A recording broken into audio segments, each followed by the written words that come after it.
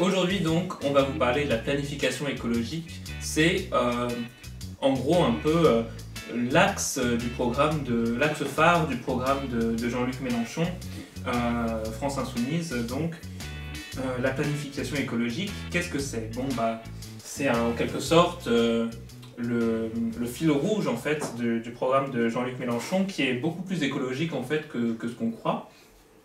Et il y a vraiment comment ça s'appelle? Une volonté de changer les modes de consommation et les modes de vie pour adopter, pour être une société plus écologique en général. Par exemple, ils veulent rénover 200 000 logements par année, rénover thermiquement 200 000 logements par année, ça permettra de consommer moins d'électricité.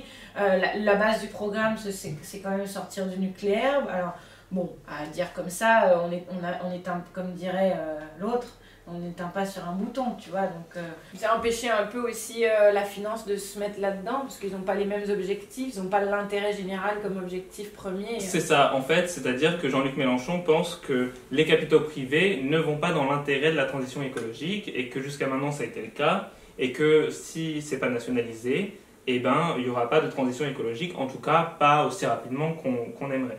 Empêcher la privatisation des barrages hydroélectriques. Voilà, donc pour résumer, 100% d'énergie renouvelable d'ici 2050 et empêcher la privatisation des barrages, rénover thermiquement les logements. Enfin, c'est un tout en fait, de vraiment accompagner la transition écologique sous tous les aspects, avec diminuer la consommation d'énergie, oui, changer les modes de production et de consommation, faire moins de déchets, moins polluer.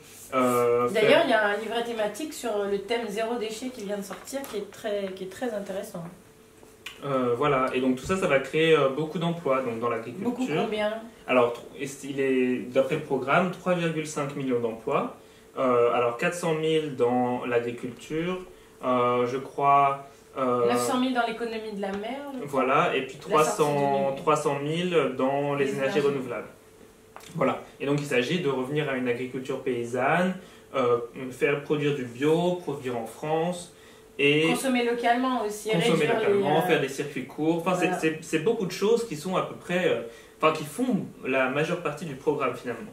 Et voilà, et il y a aussi donc produire différentes choses et sortir des protéines carnées, il l'a dit beaucoup, Mélenchon, pour faire des trucs à base d'algues, ou tu vois, du cuir à base d'algues, ou de la nourriture à base d'algues. Bah c'est surtout là, le traité CETA avec le Canada, il est contre ce traité justement parce que ça va empêcher de faire beaucoup de choses. Le traité CETA, il empêcherait totalement toute planification écologique. Enfin bon, on se doute bien que si Mélenchon arrive au pouvoir, il refusera le CETA et puis il fera ce qu'il voudra. Je ne pense pas qu'il fera ce qu'il voudra, hein, parce que l'objectif c'est qu'il fasse ce qu'il y a là-dedans, mais définitivement... ce qu'il y a là-dedans, c'est ce qu'il veut. si j'ai bien suivi. Oui, je pense que c'est une réflexion en commun des citoyens, c'est pas, pas Jean-Luc Mélenchon qui a décidé que c'était ça, tu vois.